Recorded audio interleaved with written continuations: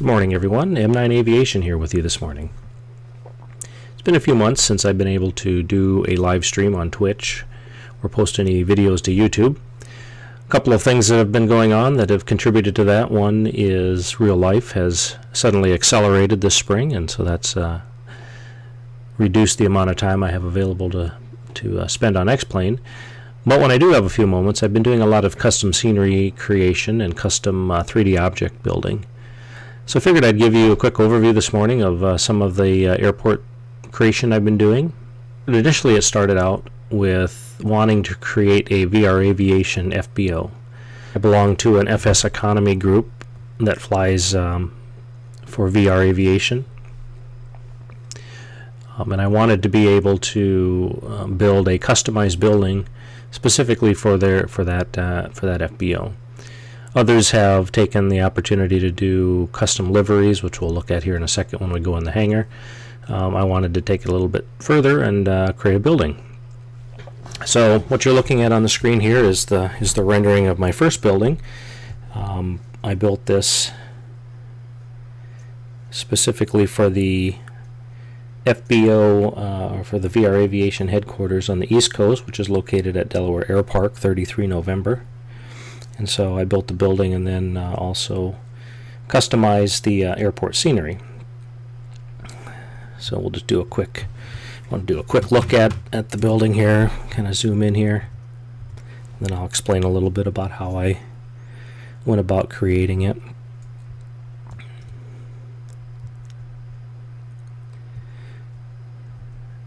Got the VR sign out there. It's actually in 3D and it lights up at night. If you look inside, we've got some of our VR Aviation aircraft that get flown a lot. The Pilatus PC-12 here in the VR Aviation colors. There's a Beechcraft 1900 there with VR Aviation, and we've got a one of the ones that I fly quite a bit, the 208 here, with the VR Aviation colors in there. So we've got that hangar here that I did. If we pan around, we've got the airport layout here. Interestingly enough, Delaware Air Park has recently added a new runway. The old runway is on the right here with the X's on it, and the new runway is on the left in this view. But that's 33 November. The building itself, a lot of people have asked how I've modeled the building. So I've done a lot of work in SketchUp in the past. It's a free program. It's an easy program to use to do 3D modeling, and it does have a plugin that you have to install that allows you to export your 3D models into X-Plane objects. So I used SketchUp to do my modeling. Other people I know have used programs like Blender. I tried to use Blender, but the learning curve was too high for this old man. So I stuck with SketchUp and what I knew. But even that, it was a learning curve on trying to figure out how to get not so much the 3D model itself, but actually the texture mapping is the real problem here. So in any case, if you look at this, we've got a lot of I really pride myself in actually trying to build things that aren't just flat surfaces. They give that 3D dimensional view. So I put a lot of time into this, and in fact all my buildings, to do just that. Now the disclaimer is I'm not sure what that does to frame rates and computers on the low end of the spectrum. All these 3D surfaces tax the system a bit more. I don't have a problem on my system, and I've not gotten any feedback from people that it's taxed their system. But if you zoom in, we've got true 3D signs. The light fixtures are 3D. If you go inside, each one of these beams were individually modeled and then placed in the building. There's some tricks there that I've learned as you go through. Again, you have to texture everything, and so getting your groupings right in SketchUp is pretty important, so it's easy to colorize these things. I won't get too much into detail on that and bore you, but it was a surprising discovery. We've got some 3D lights in here. All of the text that you see on the screen is actually it's the method that you use to actually tell X-Plane to throw light sources, and so that's why you're seeing it in SketchUp. And I'll go over here and we can do in fact, we can just go ahead and do that quick. If we go into night, so if I fly into the hangar here, you'll see that the lights actually have they're actually lights, and they're throwing throwing light at the floor and lighting things up. So that's how you accomplish that in X-Plane, is that you have to call them out here with notes. So we've got some lighting there. These outside lights are the same way. You can define those. There's actually up lighting here that is a little hard to see the lights themselves, but the reason that the outside of the building is all lit up is because there's up lights. And again, in SketchUp, that's really just a call out. That's kind of a little bit about lighting. That's why we've got all these text here. But if you zoom in, right, I individually modeled these hold offs, or these support, whatever they are, support bars or support beams. You can see that we've got, the detail. You've got the actual 3D. In fact, if you zoom really far in, right, you've got even the window frames are 3D. So again, I really like to focus on that and build things somewhat properly. You've got an actual 3D railing up here. Try to get the most realistic possible looking building. So that's how I kind of did that. This is the VR Aviation building, because a lot of people ask, how do you get all of the textures on there? So what I found with creating these models is that the model itself is not particularly difficult, right? So if you're at all competent or at all know how to use SketchUp, you can build these models pretty quickly, right? I mean, SketchUp makes it really easy. The part that takes the most amount of time, and I probably, this was my first building, I probably spent 40 hours building this building, and I would bet probably a good 30 of those hours were just getting the texturing right. So one of the things that makes it so difficult is that X-Plane only allows a single texture file. You basically create a single PNG that contains all of your different textures, and you can only have one per object. And what that means is you have to take individual sections, like this rock siding. You have to take individual sections and you have to map it onto your model. And just to give you an idea how that's done, if I open up my my paint bucket in order to do the siding. Oops, I want to actually do that. Well, just for demonstration purposes, I won't save it. You paint a chunk that is representative of the size you're trying to get. So again, you can't just paint the entire wall. You have to kind of break it up into things that make sense in terms of sizing. And when you paint it, you get that entire PNG file. And so what you have to do is you have to go and reposition it, right? So I can say, let me point my pins here. It's just a quick and dirty example, but you would, position your pins appropriately, and then you drag the pins to the corner, which then sets the texture. I didn't do a very good job at actually hooking the lines up, but you can kind of get that's the process, right? So that's what takes quite a bit of time, because you have to go through and each face, that's where the 3D mindset that I have, trying to get everything three-dimensional, actually becomes a pain, because when you go in and texture, you have to not only texture this face here, but you've got to texture this face here and the underside face and the window frames. Each one of these faces has to be textured in a way, and there are some shortcuts that you can use to do that. Each window has to be individually textured and things like that. So in any case, it gets to be can become pretty time consuming. Like I said, I spent about 40 hours on this one. Subsequent models, I've gotten it down to about 25 hours because I've figured out how to do things a little better. So that's that. So anyway, so the first model I did was Delaware Air Park. What I just to touch on how you do that, right? I use WED to do my airport design itself. If you open up WED, you can, for those of you that have used it in the past, it's, this is, you're familiar with it, but what it does is it allows you in a two-dimensional manner to design the areas and the objects that are in your airport, right? So, you outline in these areas, you outline what you want for trees, and then as you zoom in, you have to put the runway in, and you define the taxiways, and you define the taxi lines, and the aircraft, and in this case we plopped our VR Aviation object. Once we exported it, we plopped it in here in the scenery. So it's really a multi-step process to creating these airports. Again, one step is you have to design the airport itself. And these airports can take, depending on how big they're complex, the airports can take anywhere from 10 to 30 hours as well. The ones I've done anyway. And then if you've got your own custom objects to plop in there, the design on those can be pretty time consuming as well. But I started with Delaware Air Park. I did that one. Then I switched over and I did KBTM, which is Bert Mooney Airport out in Montana. So this one I was lucky enough that somebody else had built a model of Bert Mooney in the past. So I was able to download it from the Scenery Gateway, and a lot of the things were already built, the runways, the taxiways. So I didn't have to go back and do that. It saved me quite a bit of time.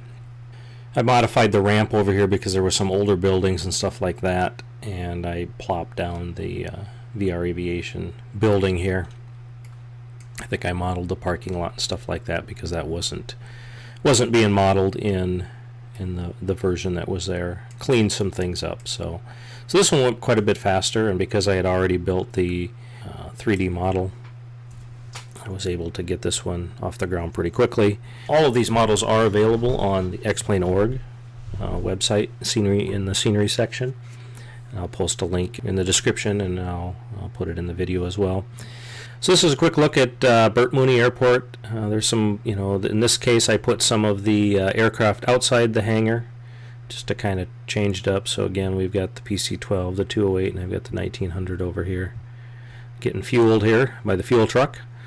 But I used the same building here. I wasn't going to do a new building for every time. I kind of took the mindset that if I was an FBO operator and I was opening up FBOs across the country, I would probably want to I'd want to pay an architect once to design me a building, and then I would use that same building pretty much everywhere if I could. So just a couple things of note here. We do have some dynamic objects in here. I could probably put a few more, but in this case we have a fuel truck. That guy is sitting over there right now, but you can see this guy's moving around, so you can put some of course he's driving right through the building to get back to his starting point, which is kind of interesting. I'll see if I can fix that.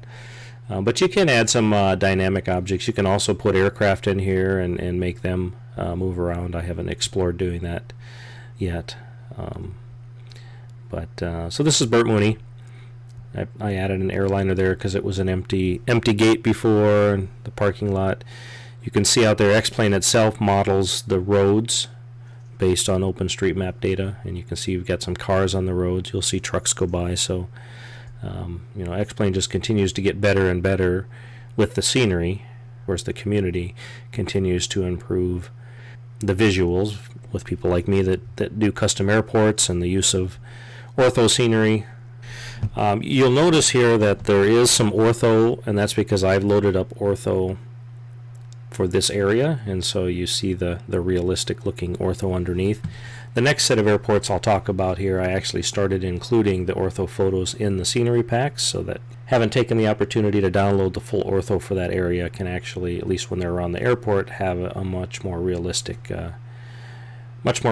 experience. And, after I'd done that, I hooked up with another gentleman that's an X-Plane enthusiast that asked me to custom design a building for him, so I did that. So his FS Economy group name is PAC Air Charters. So I went to work and built that. So here's the PAC Air Charters FBO. It's a little different looking. It's more of a traditional gabled roof on the hangar, but I added some doors and stuff in there. Got a little different modeling on the inside.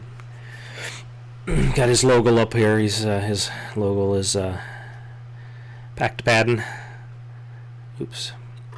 So we got that in there. We got the lights and stuff in there. So a lot of the same elements I've reused, just kind of done it in a different way to give some variety. You don't want to just turn out the same cookie cutter things.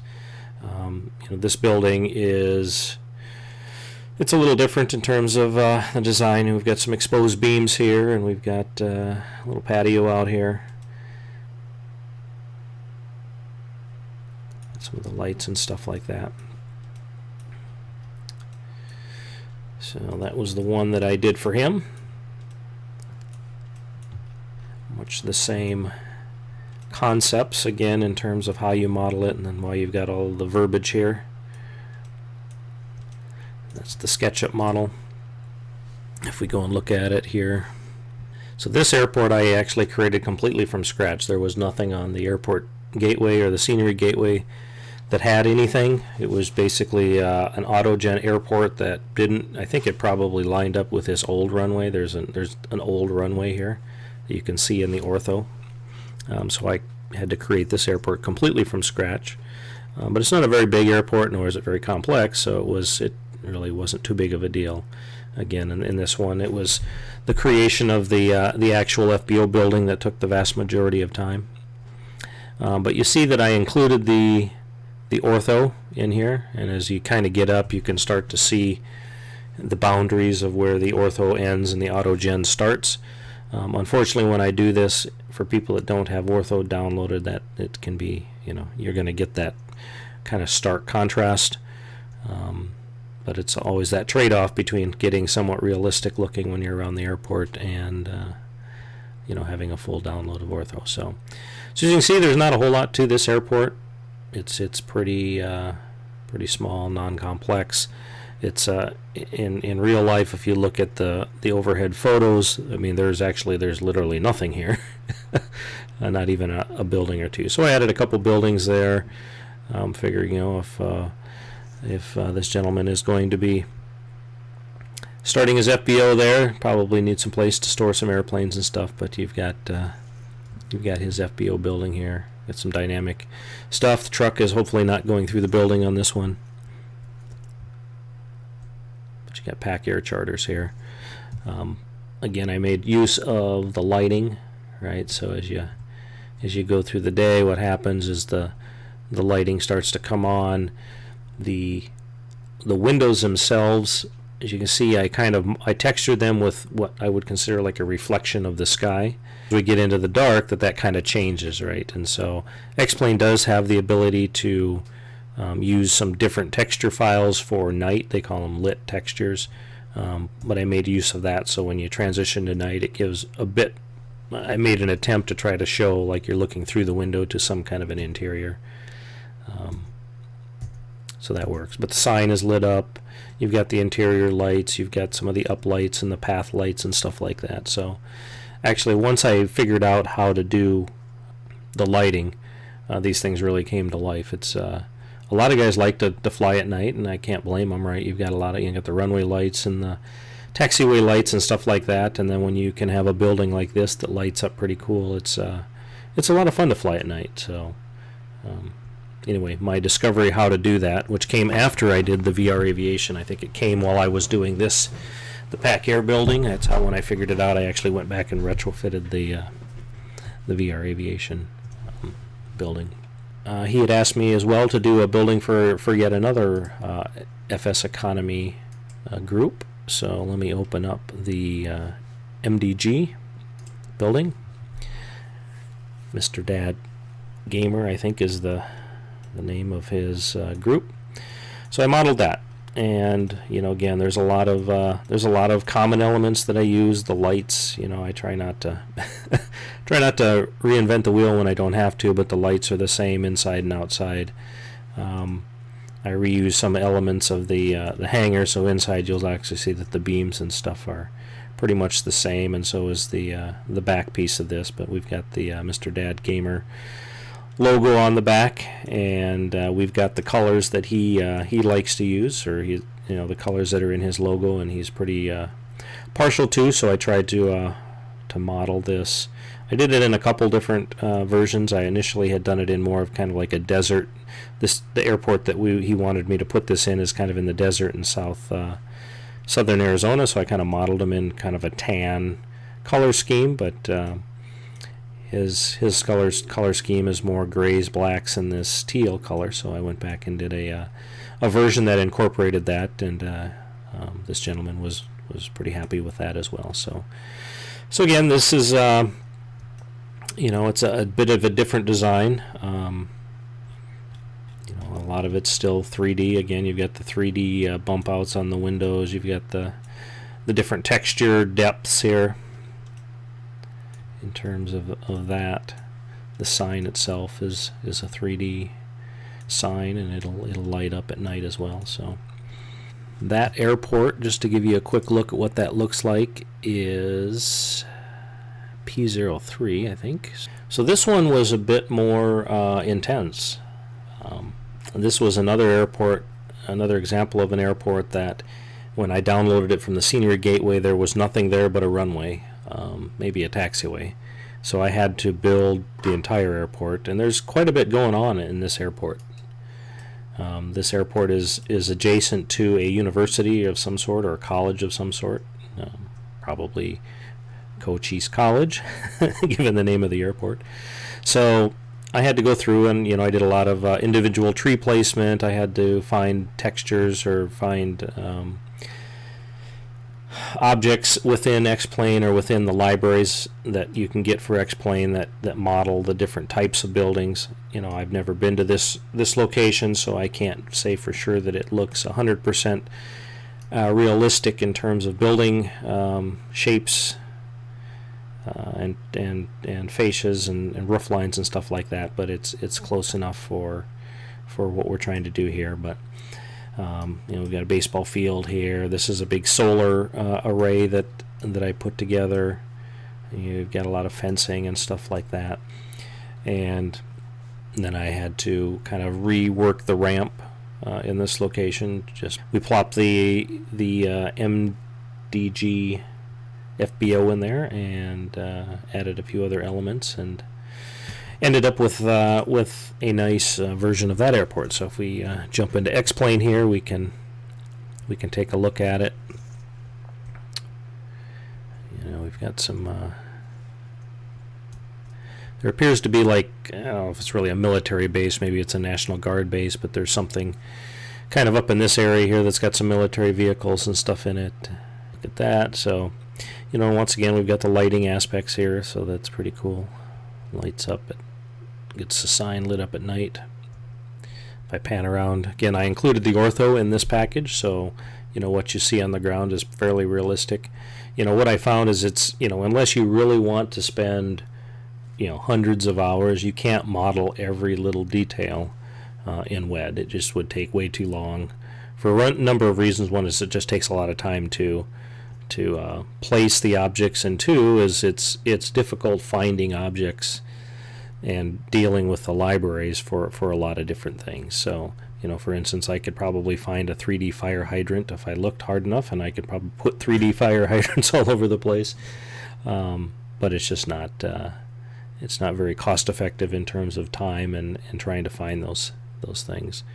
The default libraries that come with X-Plane for creating airports are not particularly comprehensive, and so a lot of times you rely on third-party libraries. But one of the frustrating things I've found when I've downloaded scenery packs that other people have done is that they use one or two objects out of those libraries, which requires you then to download the whole library.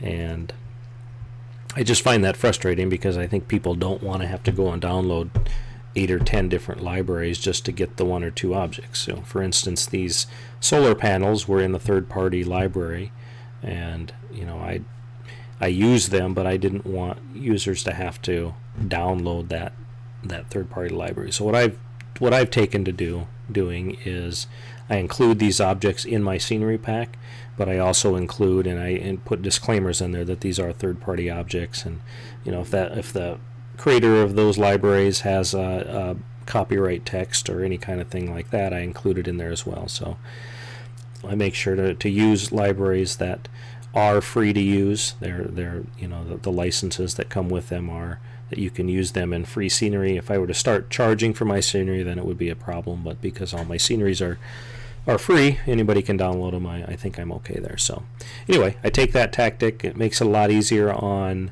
people that download the pack, because they just have to download the pack. They don't have to go and find 6 different libraries in order to use the scenery.